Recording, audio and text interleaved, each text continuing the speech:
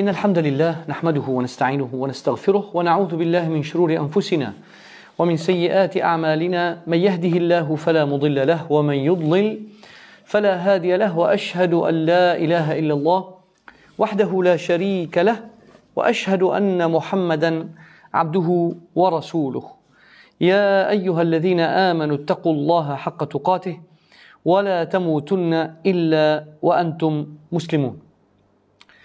أما بعد فإن أصدق الحديث كتاب الله وأحسن الهدي هدي محمد صلى الله عليه وآله وسلم وشر الأمور محدثاتها وكل محدثة بدعة وكل بدعة ضلالة. اللهم صل وسلم وبارك على نبينا محمد وعلى آله وصحبه أجمعين. Ikhwani, satu budaya yang berlaku di negara kita ataupun negara Islam yang ada amalan yang bukan ikut sunnah. Pasang ngaji Quran sebelum azan. Salah ke tak salah? Mesti orang akan marah. Apa salahnya? Ngaji Quran pun salah. Tak, ikhwani. Jangan salah faham. Ngaji Quran bila-bila masa sangat elok. Baca Al-Quran memang dapat pahala. Tapi awak kena ingat, ada tempat-tempat yang kita tak boleh baca Al-Quran. Kita tak boleh baca Al-Quran di tandas. Kita tak boleh baca Quran ketika, astagfirullah, ketika kita buat sesuatu tak elok. Kita bila mandi tak boleh ngaji Quran. Itu bukan maksudnya ngaji, itu maksudnya nganjing ataupun mempermainkan ataupun mempersendakan Al-Quran. Ngaji Al-Quran ada masa dia.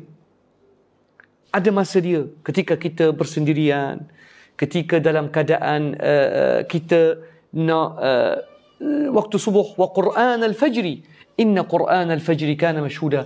Dan baca Al-Quran, baca kalamullah, dia perlukan duduk di tempat yang bersih, dalam keadaan wudu, la yamassuhu illa al-mutahharun.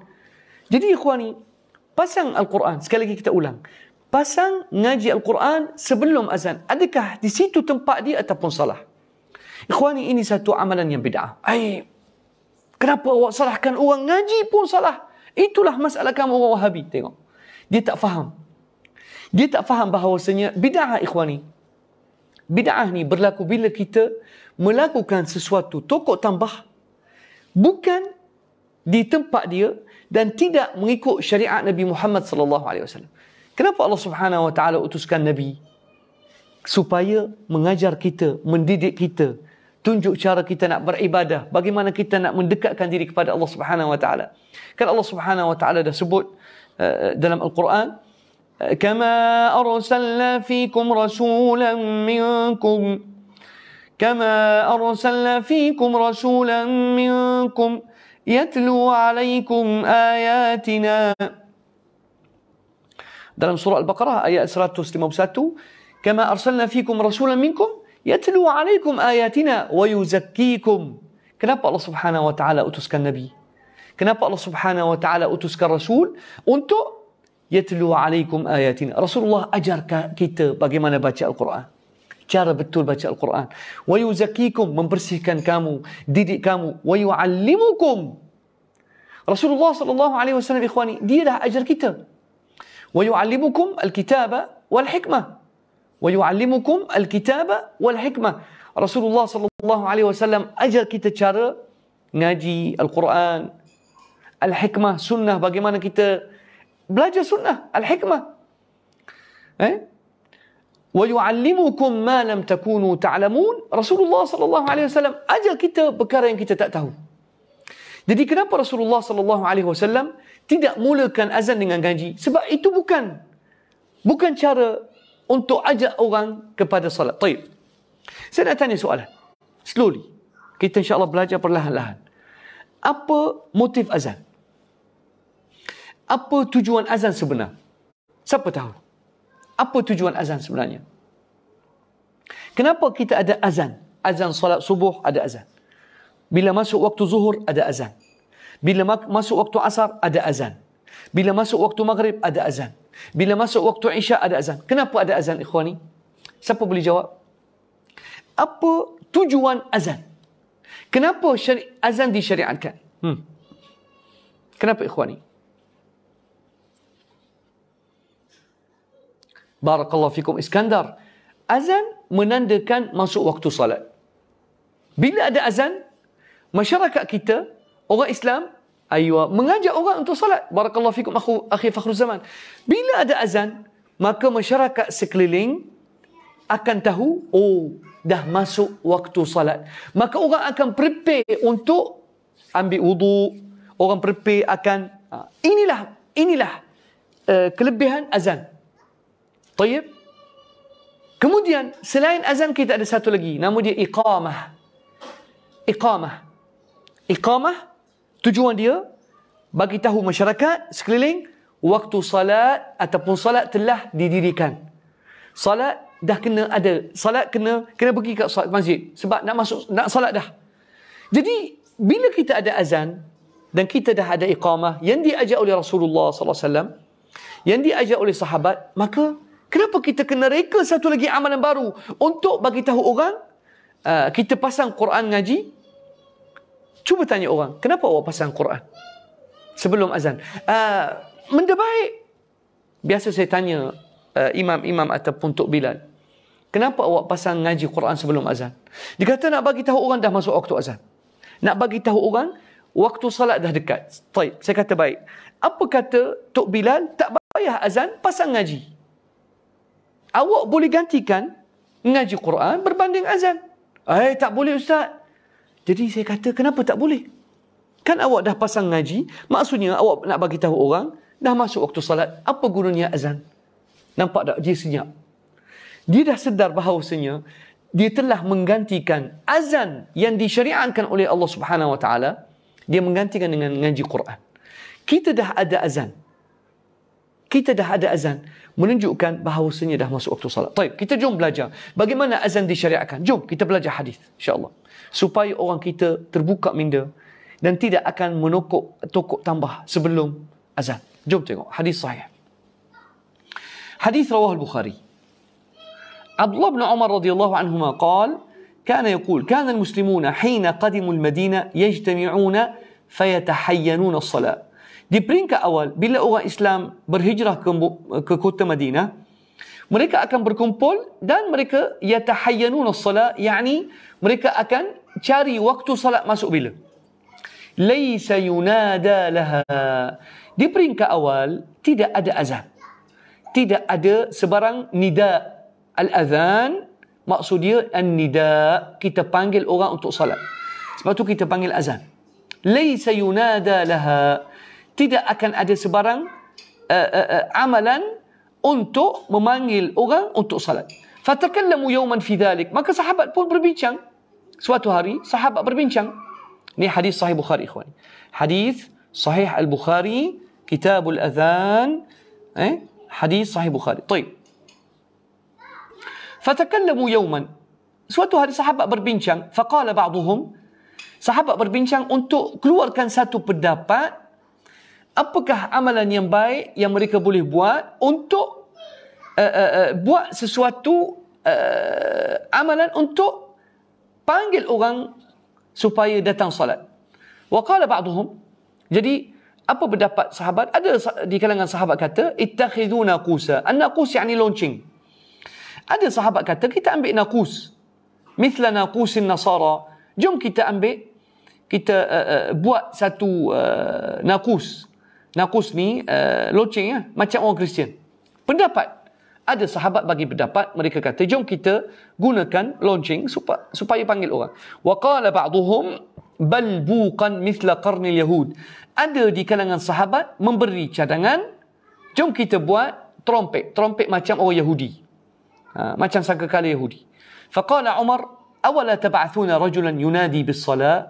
Umar radhiyallahu an bagi pendapat, kenapa kamu tak panggil seorang untuk panggil orang, suruh mereka mari salat. Faqala Rasulullah sallallahu alaihi wasallam, ya Bilal qum fanadi bis salat. Maka Rasulullah sallallahu alaihi wasallam ambil pandangan Umar radhiyallahu an.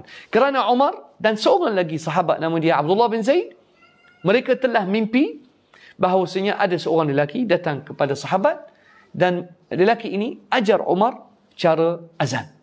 Dan juga Abdullah bin Zaid radhiyallahu an, Abdullah bin Zaid al-Ansari pun melihat mimpi yang sama seorang lelaki datang ke dia dan dia ajar cara azan. Maka ikhwani, kemudian Rasulullah SAW mempersetujui dan aqarrahum ala hadha al-adhan. Rasulullah SAW setuju untuk mereka buat azan, dan kemudian Rasulullah SAW suruh Bilal supaya azan. Maka Bilal radhiyallahu an, seperti hadis sahih Muslim, diperintah oleh Rasulullah SAW untuk azan. Nah, jadi Rasulullah SAW kata, wahai Bilal, jom pergi buat azan. Dan sebab tu Anas Ibn Malik pun riwayatkan sama juga. Sama juga. Anas Ibn Malik qal, "Zakaru an yu'allimu waqt as-salata bi syai'." Sama juga Anas kata dalam hadis sahih Muslim, sahabat berbincang bagaimana mereka nak buat satu tanda. Nak buat satu tanda untuk menandakan waktu salat dah masuk. Mereka nak buat satu benda. Ya'rifunahu fadhakaru an yunawwiru nara. Ada juga di kalangan sahabat buat cadangan untuk pasang api. Au yadribuna qusan. Ada sahabat kata kita pukul lonceng. Jadi sahabat terlebih dahulu dah buat cadangan untuk nak bagi tahu orang waktu solat dah masuk. Ada sahabat kata kita letak pendera dekat masjid, pendera putih, orang tahu masuk waktu solat. Ada sahabat kata kita nyalakan api besar supaya orang tahu masuk waktu solat. Ada sahabat kata kita main pukul lonceng. Ada sahabat kata kita tiup dalam trompet. Ada sahabat kata kita main gendang. Macam-macam pandangan untuk menandakan masuk waktu. Tapi akhirnya, apakah tanda, apakah amalan yang dipersetujui oleh Rasulullah SAW? Apa dia? Tengok soalan dia. Tengok ni, Muslim, awak tak tengok daripada awal kuliah saya. Saya dah cakap dah tadi. Ngaji Quran tak salah. Tengok ikhwani, cuba tengok Muslim yang datang tiba-tiba tanya soalan. Ngaji Quran bila-bila masa tak ada masalah. Tapi saya nak tanya Muslim, salah ke ngaji Quran dalam tandas? Tengok soal dia jawab macam mana. Tengok ikhwani. Saudara Muslim, boleh tak salah ke saya ambil Quran ngaji dalam tandas? Tengok jawapan dia kejap lagi.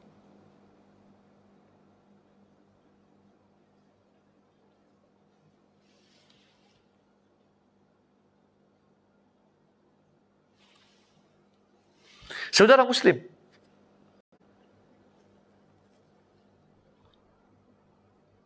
salah ke saudara Muslim kalau kita ngaji Quran di tandas?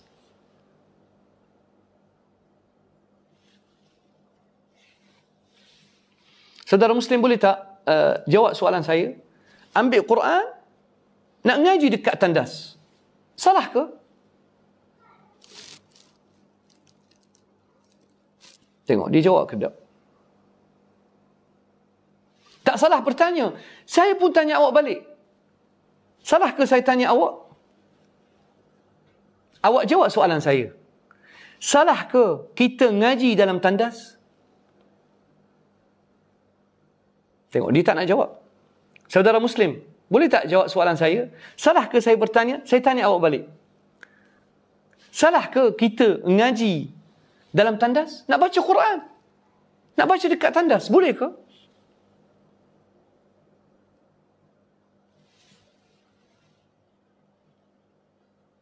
Saudara Muslim, boleh jawab soalan saya? Dia tak jawab, tengok.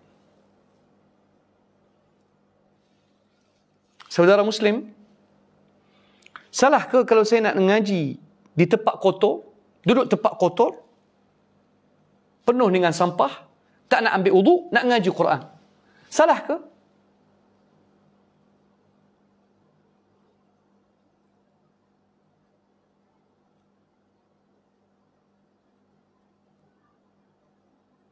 Terima kasih Zaki. Saya tak tanya saudara Zaki. Saya tanya saudara Muslim. Tengok dia tak jawab. Tunggu sahabat, kita nak dengar jawapan saudara Muslim.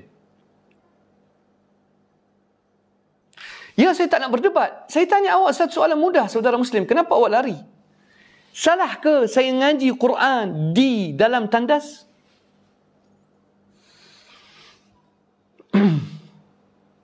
Saya tak nak berdebat. Saya pun tak nak berdebat. Cuma saya tanya soalan senang je. Simple. Saudara Muslim, salah ke ngaji Quran di tandas, dalam tandas? Tengok dia tak nak jawab. Sebab dia kalau jawab, habis cerita. Saudara Muslim,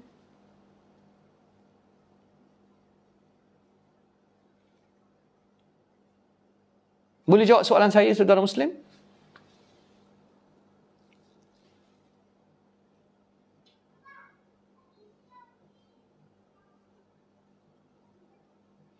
Ya, saudara Zaki, insyaAllah. Cuma saya nak tahu jawapan dia. Dia tak akan jawab. Sebab kalau dia jawab, dia akan jawab diri sendiri. Bagi dia peluang, tak apa. Biar dia faham. Dia tak faham. Soalan sepatutnya dijawab bukan di... Saya tanya awak soalan, saudara Muslim. Salah ke awak tanya saya soalan? Taib. Saya tanya awak balik. Salah ke baca Quran di dalam tandas? Kalau awak soalan saya, kalau awak jawab soalan saya, insya-Allah soalan awak akan terjawab. Saudara Muslim, jawab soalan saya insya-Allah dan saya akan jawab soalan awak. Salah ke kalau kita ngaji Quran di dalam tandas?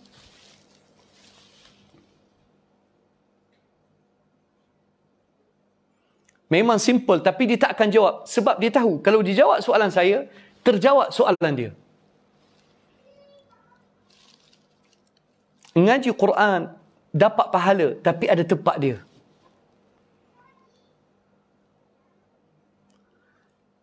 Ngaji Quran memang tak ada masalah, tak salah. Tapi bila awak ambil ngaji Quran di tempat bukan tempat dia, menjadi salah bila awak buat sesuatu yang tidak disyariatkan. Saudara Muslim, boleh jawab? Selagi awak tak jawab soalan saya tak akan jawab soalan awak. Fair. Saudara Muslim, salah ke kalau saya nak ngaji Quran di tempat yang kotor? Tempat kotor, penuh dengan sampah. Orang pergi buang sampah kat situ. Boleh ke saya nak ngaji Quran kat situ?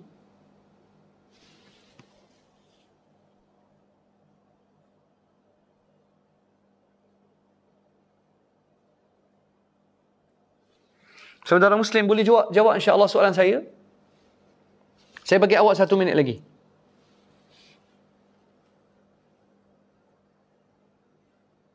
Dia tak akan jawab.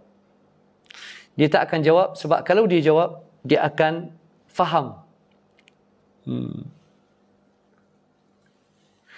Teringat soalan Taib. Saya tak akan layan dia sebab dia tak jawab soalan saya dan dia tak nak dapatkan satu poin yang kita bicara. Kita tak bicara pasal kesalahan baca Quran. Tidak. Semua orang Islam sepakat sangat besar pahala bila baca Quran. Tak payah ikut ceramah saya, tak apa. Terima kasih banyak. Sebab soalan saya awak tak jawab. Dan saya tak perlu orang yang lari daripada soalan yang sangat mudah. Ikhwan, saya teringat satu kisah. Seorang tanya Imam Sa'id bin Musayyib. Dia mari kat masjid. Dia semayang 2 rakaat, 2 dan 2. Sebelum salat subuh, dia semayang 4 rakaat sunnah. Sebelum salat subuh kita ada 2 rakaat sunnah Nabi. Sebelum subuh kita ada 2 rakaat. Tiba-tiba Imam Sa'id bin Musayyib melihat seorang. Tengok ni, tengok kisah ni.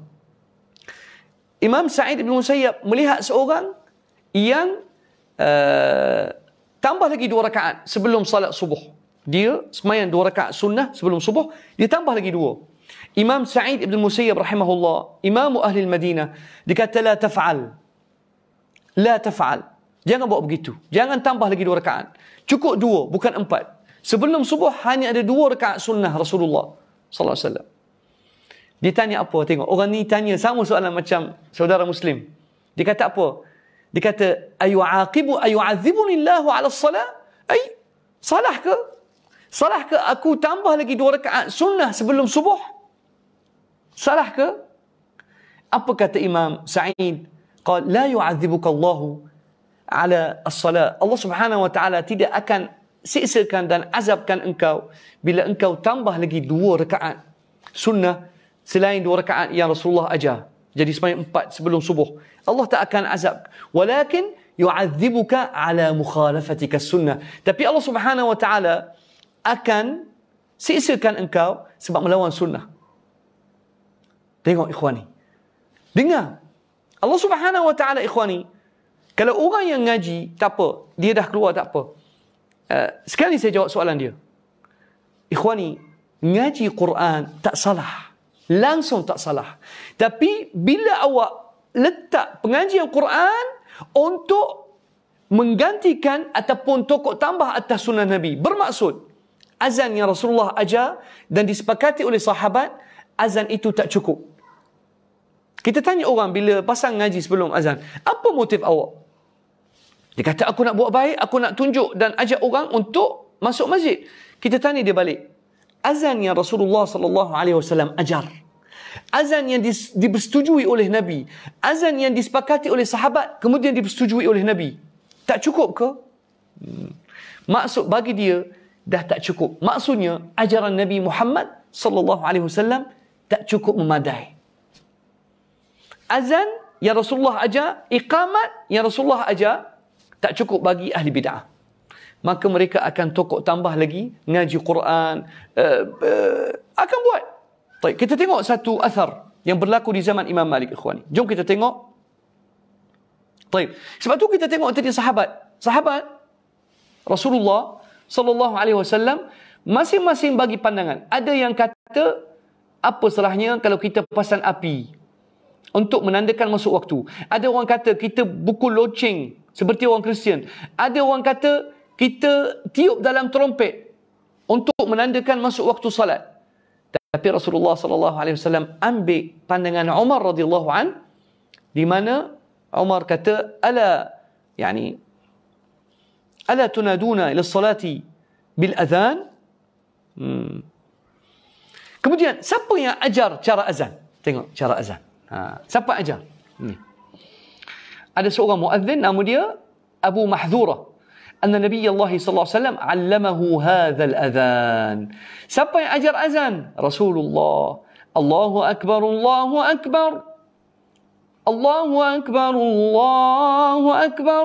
Asyhadu an la ilaha illallah. Asyhadu an la ilaha illallah.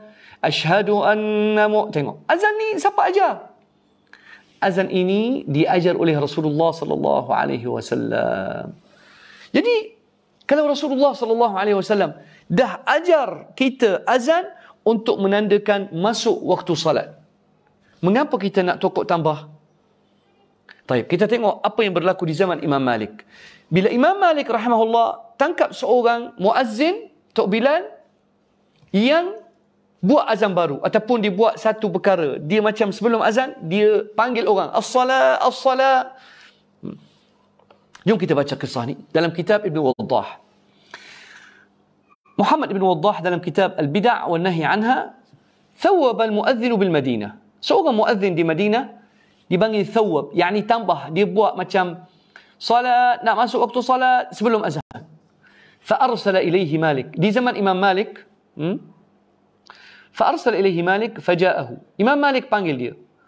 فقال Malik kata kat muazzin, ما هذا الذي تفعل? Apa benda yang engkau buat ni? Kenapa awak tokok tambah sebelum azan? قال أردت أن يعرف الناس طلوع الفجر. Tengok alasan dia baik. Alasan ahli bid'ah biasanya ikhwani, alasan dia baik, bukan jahat. Jadi Imam Malik tanya dia, kenapa awak buat tokok tambah sebelum azan subuh? Muazzin kata, aku nak orang tahu bahawasanya waktu subuh dah menjelma. Fayaqumu, supaya mereka bangun. Faqala lahu Malik, la taf'al. Imam Malik kata kat dia, jangan buat. La tuhdith fi baladina syai'an lam yakun fi. Jangan reka satu amalan, jangan buat muhdathah.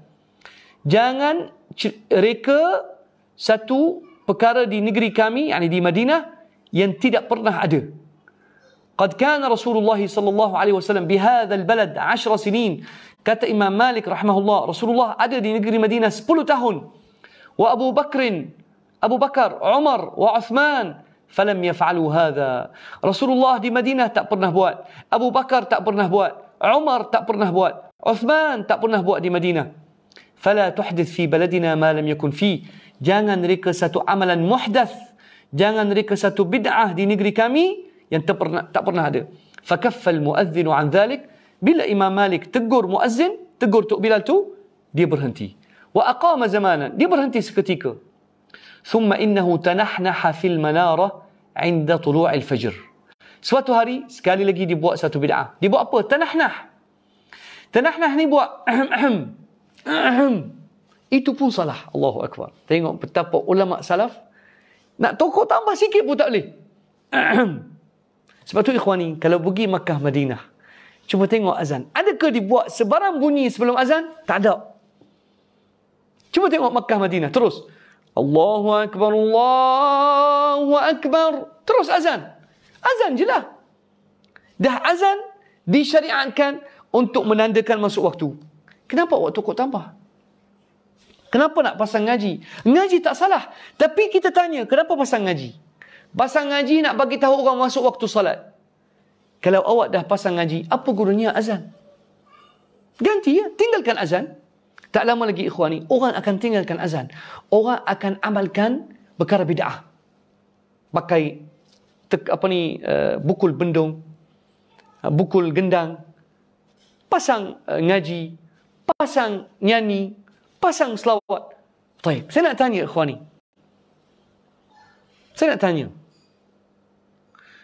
Salah ke kalau kita buat selawat atas azan? Selawat. Salah ke kita buat selawat atas azan? Kita nak selawat atas azan. Selawat memang tak salah. Tapi boleh ke kita tokok tambah selawat? Allahumma salli ala Muhammadin wa ala ali Muhammad kama sallaita ala. Boleh ke kita buat selawat sebelum azan? Benda baik. Memang selawat benda baik. Boleh ke kita buat selawat sebelum azan? Supaya orang pun buat siapan awal untuk azan, untuk salat.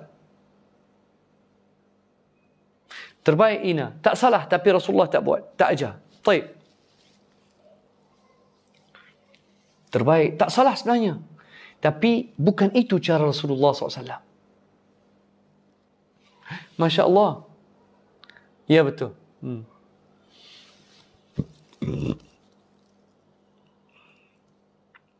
Naam, Rasulullah tak ajar begitu. Apa salahnya Ustaz? Setakat selawat atas azan, sebelum azan, salah ke? Apa yang akan jadi? Generasi yang muda, terbaik, barakallahu fikum Zul, ini jawapan yang paling tepat sekali. Tidak boleh, sebab ini bukan amalan dan itu bukan sunnah Nabi Muhammad sallallahu alaihi wasallam.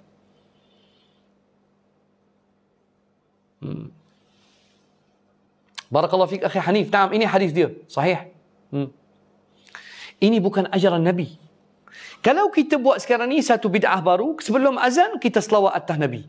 Tengok anak muda kita. Anak muda akan buat apa? Anak muda akan tengok, oh, rupanya Tok Bilal buat selawat. Okey, aku akan tiru. Budak muda ni, dia akan tiru Tok Bilal, dia akan buat selawat. Masjid ini akan buat selawat. Masjid itu akan pasang ngaji. Masjid itu akan pasang nasyid. Sebelum azan, nasyid. Qasidah. Apa akan jadi kepada umat Islam? Akan pecah belah. Yang ni sebelum azan buat selawat, yang ni sebelum azan buat ngaji, yang ni buat qasidah. Apa salahnya? Yang ni sebelum azan dia buat selawat atas Nabi, yang buat ni selawat tafrijiyah. Lama kelamaan generasi akan datang, dia akan hidupkan bid'ah.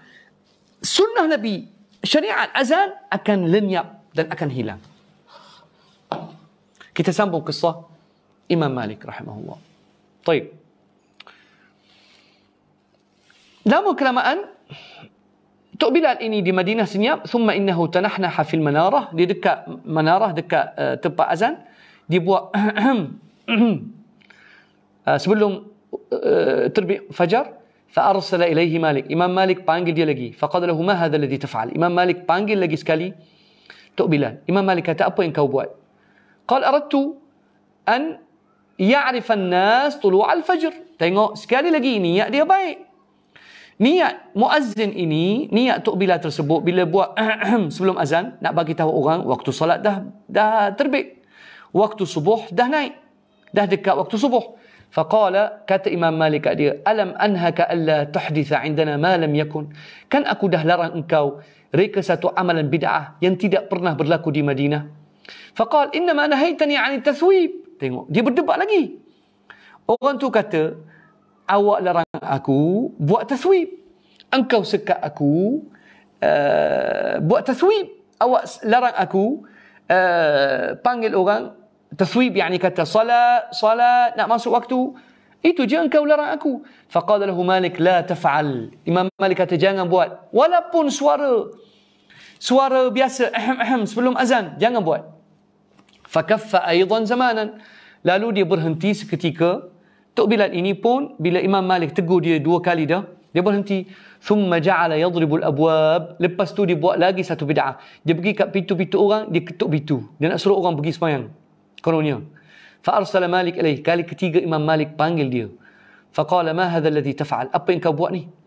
Faqala aradtu an ya'rifa an-nas tulu' al-fajr. Niat dia, niat yang baik. Dia kata apa? Aku nak bagi orang faham ataupun nak bagi orang tanda waktu subuh dah masuk. Aku nak bagi tahu orang waktu subuh dah masuk. Faqala Malik la taf'al. Imam Malik kata jangan buat macam tu. La tuhditha fi baladina ma lam yakun fih. Subhanallah. Kata Ibn Waddah, wa kana Malikun yakrahu at-tathwib. Sebab tu ikhwani, tengok bid'ah dia. Bid'ah dia ni, asal dia nak buat benda baik. Asal dia nak buat perkara yang baik. Nak bagi tahu orang dah masuk waktu salat. Tapi ikhwani, kita ada sesuatu. Kita ada satu syariat. Kita ada satu amalan yang Nabi Muhammad SAW ajar kita untuk bagi tahu orang waktu salat dah masuk. Apa dia? Al-adhan. Bila awak buat reka satu amalan baru, ketuk pintu orang, bunyi dalam salat, pergi kat mikrofon, pergi selawat, nyanyi. Wallahi ikhwani, ada satu tempat tapi saya tak boleh nak tukar sebab bid'ah dah berleluasa. Kalau saya tegur orang pun, orang akan hentam saya. Dan saya sebenarnya katalah, ikut kamulah. Nak buat bid'ah, buatlah. Tapi itulah platform yang saya ada adalah Facebook. InsyaAllah mereka tak boleh nak halang saya. Walaupun mereka banyak kacau Facebook saya. Sebab tu ada orang tanya, Ustaz kenapa tak ramai ikut kuliah? Sebab ada orang buat report kat Facebook saya di Malaysia. Sebab tu Facebook ni terpaksa dia macam sekat penyebaran kuliah saya. Sebab tu ikhwan ni minta tolong sangat share kuliah saya. Share kuliah supaya sampai kepada orang yang Allah Subhanahu Wa Taala mungkin akan bagi dia faham sunnah dan benci bid'ah. Sebab tu ikhwan ni, orang tu nak juga buat bid'ah. Mula-mula dia buat at-tathwib. At-tathwib yakni ulangi. Dia macam buat salat. Dia sebelum azan dia panggil orang untuk masjid. Mari ke masjid, nak azan ni, nak azan. Macam orang kita, saf. Kenapa? Kenapa orang kata saf? Awak ada iqamah. Awak ada iqamah. Sebelum orang nak salat, kan kita panggil iqamat. Allahu Akbar, Allahu Akbar. Asyhadu an la ilaha illallah. Asyhadu anna Muhammadar Rasulullah. Hayya 'ala salat. Hayya 'ala salat. Mari salat. Hayya 'ala al-falah. Qad qamatis salah. Salat telah didirikan. Salat nak dirikan. Qad qamatis salah. Qad qamatis salah. Dah dalam iqamat kita kata salat nak didirikan. Salat dah nak start. Kenapa awak buat lagi? Saf, nak semayang, mari. Kenapa? Awak dah ada iqamat. Sebab tu ikhwani, Abdullah bin Umar radhiyallahu an masuk satu masjid. Jom kita tengok bagaimana Abdullah bin Umar tinggalkan masjid bid'ah. Tengok Abdullah bin Umar buat apa. Saya ulang hadis ini selalu. Bagaimana Abdullah bin Umar masuk satu masjid, dia buat bid'ah ni, at-tathwib. Ada dah bid'ah ni. Hadis rawahu Abu Dawud. Bid'ah. Naam, satu amalan. Subhanallah. Tengok ikhwani ni. Ni hadis rawahu Abu Dawud bisanadin hasan. Hadis Mujahid ibn Jabr rahimahullah. قال كنت مع ابن عمر. Aku bersama Abdullah bin Umar radhiyallahu anhuma. فثوب رجل في الظهر. Ada seorang buat azan baru ataupun ajak orang untuk masuk masjid salat zuhur. Habis azan, di antara azan dan iqamah dia buat satu bid'ah. Ataupun asar, qal ukhruj bina fa inna hadhihi bid'ah. Abdullah bin Umar pegang tangan Mujahid, kata jom keluar. Ini satu bid'ah yang berlaku di masjid. Di zaman Abdullah bin Umar. Abdullah bin Umar boykot masjid yang tokok tambah. Dah ada azan, dah ada iqamat. Kenapa awak reka satu lagi cara taswib? Tengok ikhwani. Tengok. Dah ada azan. Awak ada azan. Azan menandakan masuk waktu. Allahu Akbar, Allahu Akbar. Orang tahu dah. Oh, dah masuk waktu. Tapi tengok sekarang ni kekeliruan yang berlaku di zaman kita. Kekeliruan yang berlaku. Dia ngaji sebelum azan. Apa jadi kat kita? Kita buka. Azan ke ngaji? Oh, ngaji lambat lagi. Kita akan jadi keliru. Saya nak tanya lagi satu soalan. Ikhwani. Kita duduk salat. Boleh tak kita nak selawat atas Nabi ketika qiyam? Kita tak nak baca Al-Fatihah. Kita kata Allahu Akbar. Kita ada doa istiftah. Lepas doa iftitah yang Rasulullah ajar, kita tak ngaji Quran, kita nak selawat. Allahumma salli ala Muhammadin wa ala ali Muhammad. Baik, saya nak tanya. Salah ke? Sama dengan soalan saudara Muslim tadi. Salah ke kita selawat atas Nabi ketika qiyam? Tengok, soalan yang biasa orang yang tak faham. Memang tak boleh. Sebab apa tak boleh kita selawat ketika berdiri dalam salat? Kenapa tak boleh? Selawat kan baik. Kan selawat atas Nabi benda baik. Kenapa tak boleh? Tak boleh dan dia salah kerana bukan di situ tempat dia. Selawat atas Nabi ada tempat dia. Bila? Bila kita habis tasyahud, habis at-tahiyyatu lillah, was-salawatu wat-tayyibat, Assalamu alayka ayyuhan nabi wa rahmatullahi wa barakatuh. Assalamu alayna wa ala ibadillahi salihin.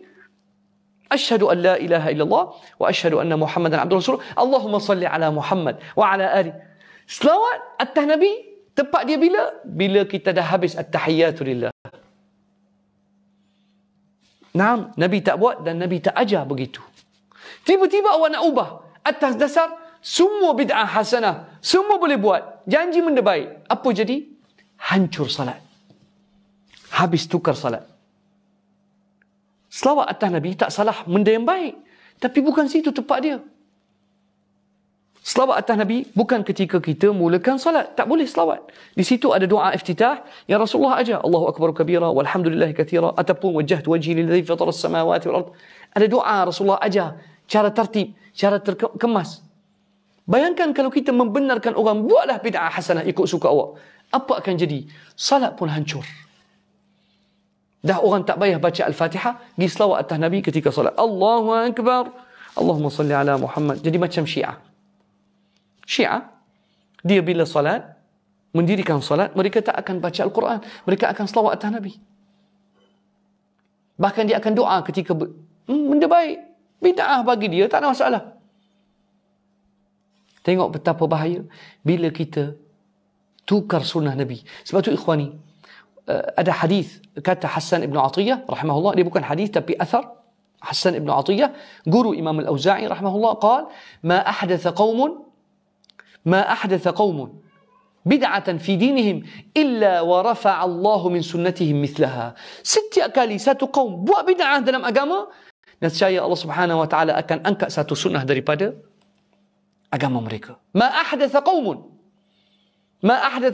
bid'atan fi dinihim illa wa rafa'a Allahu sunnatan mithlaha. Setiap kaum yang reka satu amalan bid'ah dalam agama, mesti Allah Subhanahu wa taala akan angkat satu sunnah.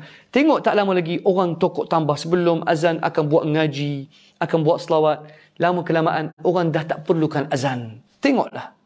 Di akhir zaman orang tak perlukan azan sebab dah pakai dah ngaji. Ngaji dah setengah jam. Orang subhanallah tak akan pedulikan azan. Azan dah tak ada. Azan bagi ahli bid'ah, dia tak akan ada sedap dia. Sebab mereka dah buat ngaji, buat selawat, buat nyanyi, buat qasidah. Wala hawla wala quwwata illa billah. Taib.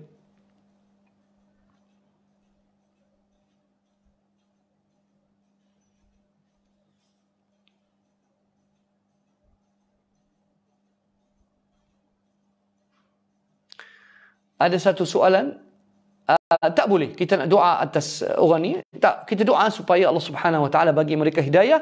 Kalau kita ada peluang tegur cara baik. Saya pernah tegur ramai orang. Saya pergi kat seorang muazzin. Saya kata kat Tok Bilal, Tok Bilal, azan apa motif azan? Saya tanya Tok Bilal supaya dia buka minda. Apa motif azan?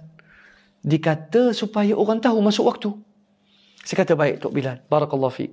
Taib, Tok Bilal tadi buat selawat atas azan. Allahumma salli ala Muhammad wa ala ali. Lepas tu baca. Ada seorang muazzin, ada seorang Tok Bilal, sebelum azan dia baca Qul a'udzu birabbin nas. Saya kata apa motif awak baca Qul a'udzu birabbin nas?